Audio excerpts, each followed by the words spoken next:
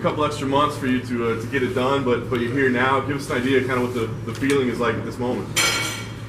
I'm chill, man. I did it. I came what I did here to do, and I'm not injured, and I'm not even really tired, so I feel good.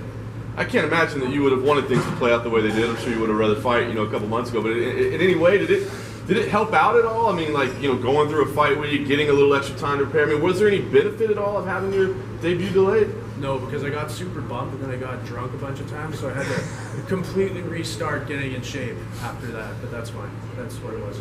Did you have any concerns this week? I mean, certainly Lightning couldn't strike twice, I wouldn't think. But I mean, were you at all scared this week or worried? Daniel's a professional. He's had 3 fights in UFC. He shows up, and I knew he was going to show up. That other guy, I don't even fucking remember his name. I bet he's cut already or something, so I don't care about that guy. No, Daniel's a professional. I knew he was going to fight. The fight itself, I got to ask, the leg was brutal in there. Were you seeing that? I mean, what we were seeing on TV as far as how nasty it was looking, did you think it was going to end the fight? Nope, I didn't think it was close to ending the fight. I've ended 2 fights with low kicks. It's one of my best weapons. But I didn't feel, I knew it was hurting him and they were effective, and it was definitely part of my game plan, but I didn't see that they were close to ending him. And as far as having the fight rescheduled, how did you feel in there? You look pretty comfortable, but having to restart camp because of the last fight, how did you feel in there? I felt good in there. I mean, I always feel good in there. I'm always ready, and it didn't feel different to me in there than it has in other big leagues I've fought in. I've fought in big leagues. I've had 22 pro fights. There was nothing that made me more nervous or anxious than anything else. So it's the same thing, always the same shit. Yeah, and Daniel Cormier made reference on the broadcast just how much experience you had making this debut. How important do you think that is for a lot of fighters that maybe get signed a little bit too early and just aren't ready for the big show? Look, I can't speak on. Everybody has a different method to get there, or if you have the connections or you can get there early, kudos to you. Start making money early. I took the long way in. I took every fight I was offered. I never turned down an opponent, and I just fought until I made my way there. So I came in as a new fighter in the UFC, but with a lot of experience. I've now had 23 pro fights. It's a lot. I'm ready to go, and I've fought a lot of the best guys all over the world already.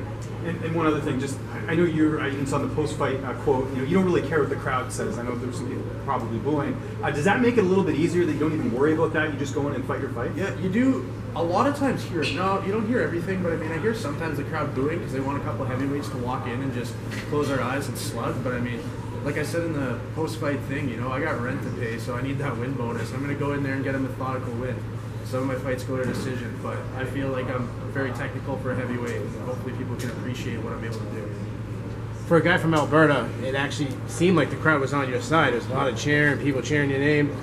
Why was a crowd from Boston supporting a guy from Alberta so hard? Because I have a mullet and people like that for some reason. They think it's funny, so they get on your side. I don't know. That's awesome. I had a few family members and friends from Alberta, but I mean, that's a very small handful, so I don't know why the crowd was on my side. I did hear people during the fight, like, go big country! So I mean, yeah, right, there you go. I've got that in every fight. I've got that in every fight I've ever been in. Probably except for the ones in Russia, unless they were just yelling it in Russian and I couldn't understand it. So I mean, I don't know. Crowd was on my side. Good for me. Yeah. You spoke about you have a lot of experience with that. How far away do you think you are to facing a top 15 opponent? Don't care. I'll fight anybody they put in front of me. I seriously don't care. What about location? Do you want to fight in Canada next, or does that not matter? Well, where's the taxes the lowest? Not California. Yeah, well, not California, then anywhere else. Do you have a time frame on when you'd like to return? End of the year? Yeah. All goes well? I'm good for December. Definitely good for December if they want to have me. If not, January. But I mean, I'm good for December. I'm obviously not going to fight in November. Give me a month. But yeah, December I'd be fine, or anytime after that. I'm always ready. If you ever need a short notice guy, I'm the guy. So when are you going to get right? Are you just going to go home and get right back in the gym? I take 1 week off every single time, and no matter how the fight goes, even if I don't get hurt at all or I get hurt a lot, 1 week off, and then I'm back in there doing whatever I can. I basically live in a fight camp all the time. It's just how I live my life. It's miserable, but I'm good at it and I'm accustomed to it. So yeah, I'm always ready to go. What are you going to do to celebrate the big win tonight? Tonight? Well, all right, we got to be at the airport by 3:30 in the morning, so I'm going to get super drunk at the airport. Nice. Christopher, I'm sorry. Go ahead. Just one more.